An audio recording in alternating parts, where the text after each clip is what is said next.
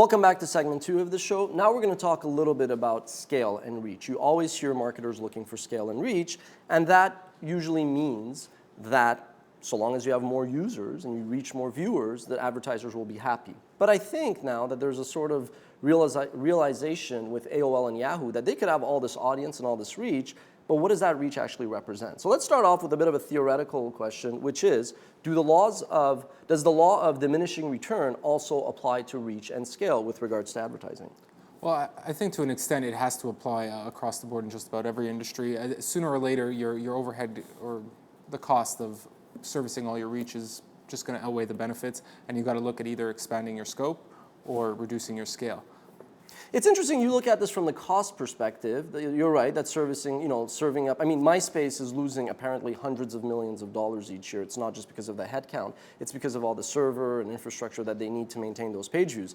The reason why those page views are maybe not profitable is because a lot of it is user-generated content or pirated content. Yahoo supposedly is largely professionally produced content. They have the rights to. I think the issue is mainly that, take a look at what's happening with Facebook.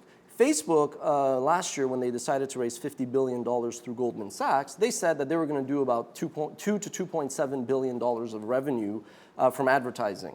It now turns out that even though that they're killing it, they're actually missing that projection by 25%. I think the theory has been that AOL and Yahoo, the portals, are doomed because people are moving, like we're moving away from portaldom, right? We're moving now to a world where you get your news from Twitter, right, from Facebook. So I think the conventional wisdom was the reason why AOL and Yahoo are dying is because Facebook is posing a threat. But now you realize that even though Facebook does 750 plus million users, they're not really monetizing the way that they should. You would think with that user base, they would be generating 5-10 billion in advertising already, and they're not. Well, I think Facebook is a completely different beast than like Yahoo or AOL. The way they're trying to monetize is they're trying to actually monetize social interaction as opposed to just straight up content. No one's really figured out the best way to do that yet. We've seen people play with it in a lot of different ways. Facebook from hyper-targeted ads based on my user demographic and social graph, right down to sponsored stories that they shove into my stream. But at the end of the day, these are all new ideas. No one's played with this before, and I don't think that Facebook is missing its projections because of them, suffering from economies of scale. I think they're missing their projections because product development is taking a little bit longer, and again, they haven't even started pushing aggressively into mobile. See, I don't want to be like a bear on Facebook, but I just call BS on all the hype. I think Facebook is fantastic. Their growth has been nothing but impressive. But when you look at Google, everybody's like, oh my God, social is going to kill search, and Facebook is going to kill Google. I go, hold on, not so fast. Why? When I search for something and there's a text, paid text link, that is actually valuable, at least 50% of the time. Sometimes that paid advertisement has the info I'm looking for. With Facebook, they're jamming 5 ad impressions per page. I never look at the ads. I think this is the biggest sort of obstacle. If Facebook really wants to kill Google, they need to come up with a ad product that the users actually want. Do you ever look at the ads on Facebook?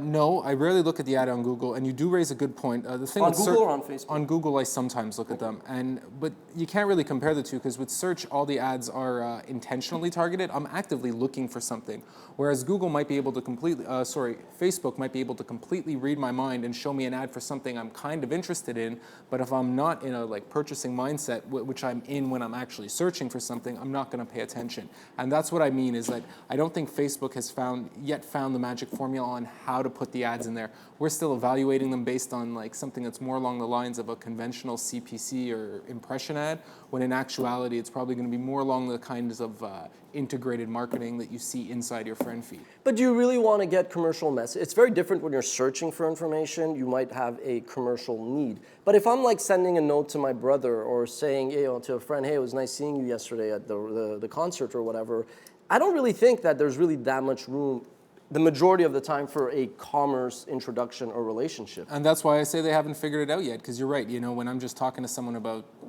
the concert last night, I don't necessarily want to be sold to, but if they're smart about it and they can get their semantic algorithm up to par, stuff will appear in my friend feed from, let's say, brands whose pages I haven't even liked. Do you think content is the solution? I'm a big bull, obviously, on content. Started WatchMojo as a belief that content is king, though without distribution, it's like the tree that falls in the forest. Who's going to know about your piece of content? But is content the solution? Like Google... Not for Facebook. Okay, so Google has moved towards content, right? I don't think the question with Google anymore is, are they a media company? Yes, they are. They own YouTube. You know, I think the acquisition of Zagat clearly is all about content, local, social, and mobile, but whether content is first or the fourth factor, content will play a big part of that. I think the question with Google now is it even a content company? It doesn't produce all that content on YouTube, it has the rights to it, but it will get more and more into originals. Zagat clearly is original content. So is content the solution for maybe Google to get to the next sort of tier of revenue that they want? And if content's not the solution for Facebook, what is? For Facebook, okay, well, first I have to start with Google. I don't think the solution's actually content per se. They're not, I don't see them as a media company. I don't see them as a content company. I see them as an advertising company.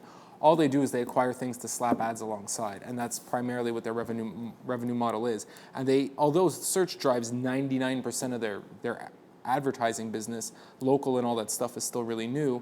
The difference with Facebook is that...